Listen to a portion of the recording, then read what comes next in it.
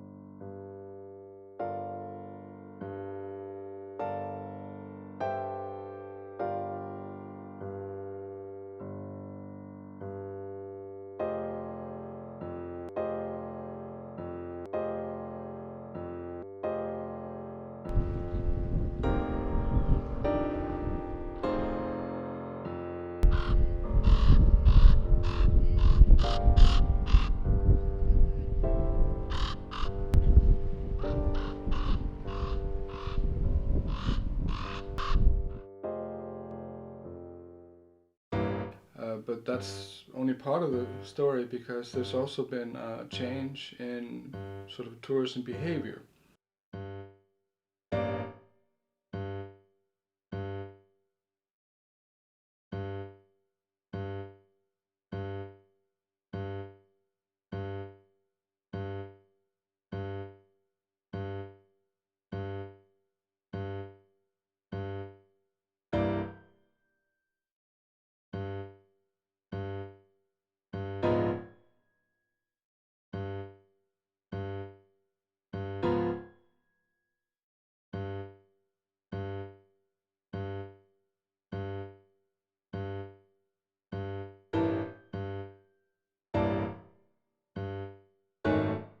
So they're driving like crazy in between basically these hotspots. It's like taking a plane, hopping on a plane is like taking a taxi. And in a way, maybe it makes sense in the global village, but I mean, there are consequences.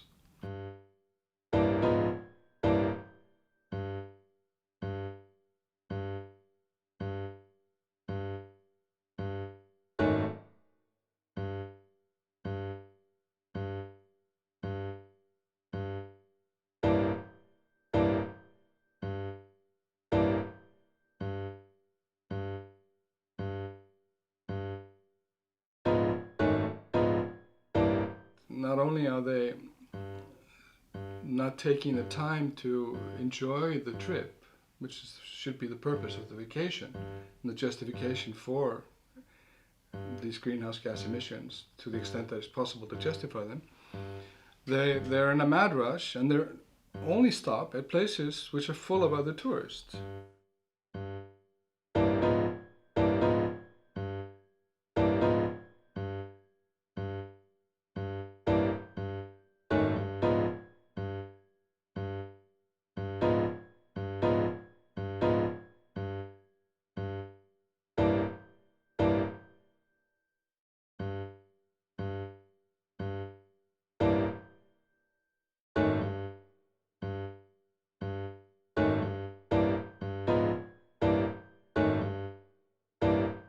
That's one of the misconceptions about climate change, is that it's an environmental issue.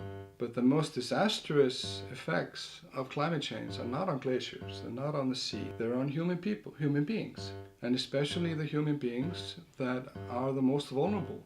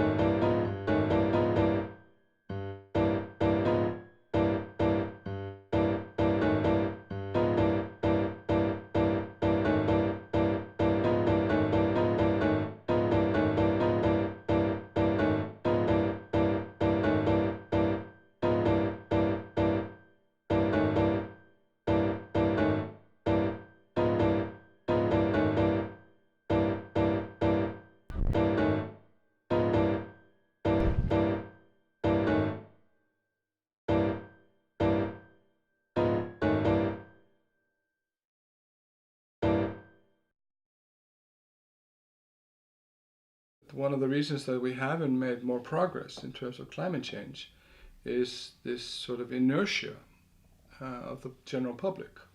The general public seems to feel that it's powerless with regard to climate change.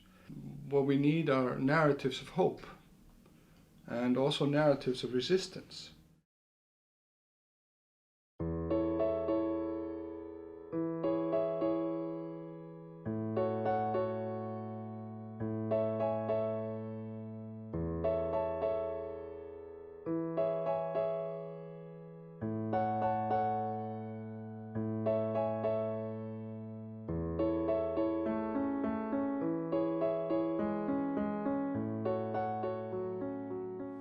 Seeing the glaciers of the world for the first time last week really inspired me to want to take action against climate change, because it was very alarming how quickly they are diminishing, and the sheer beauty of them absolutely blew me away. And it's terrifying to think that I'm just getting introduced to them, and as well, I'm seeing my first glacier. Soon there won't be many left to see. I would like to capture the beauty that we've seen in nature on this trip in Iceland and other places in the world on film, so that everyone else can see and appreciate that beauty as well, and inspire them through the media of film to protect our world and our climate, so we can keep those beautiful landscapes alive and flourishing. Skiing is what inspires me to take action against climate change. Skiing is my favorite pastime activity, and I've done it ever since I was little. When I was very young, the ski mountain I grew up going to was open from November to March. And going back to the same ski mountain this past winter, it was open from January to the beginning of March. So it was significantly reduced, and that's how I can physically see how climate change is affecting my own life. And even though it's something so minute such as skiing, it really does have an effect on me and the local community. I used to work in the national parks back home, and a lot of the time they would kind of show us little clips of areas of the park that have changed over time. It kind of has to do with just having worked in the parks for so long and not physically seeing the changes to the parks in general, but just kind of hearing the stories from the older park rangers and the people who've kind of been in that department for so long, and them talking about oh, our park has changed so much, so we're doing everything we can to fight the changes. I think that the reason that I'm motivated to act against climate change is the fact that no one really seems to be doing anything about it in the governments or the upper levels of our countries. They're not doing anything about it, and it's sort of the same thing that motivates me as feminism or gay rights or whatever. It's just, it has to come from us. If I can do anything, even making a 20-minute documentary for a school project, then maybe that will change someone's opinion of it, and then we can start the change from the bottom up. And there are certain elements to sort of embrace time. One of them is passage. that you are conscious of the fact that it's not only that you're in a beautiful place, but it's you that's there. You're the one that's experiencing. Then I think that gradually we'd get out of this inertia, that people would start to say, well, this is not only is this happening, but there are people that are actually trying to do something about it. So why the heck don't I do anything? And if film can do something about this, I mean, film has the potential to go everywhere, and anybody can make a film.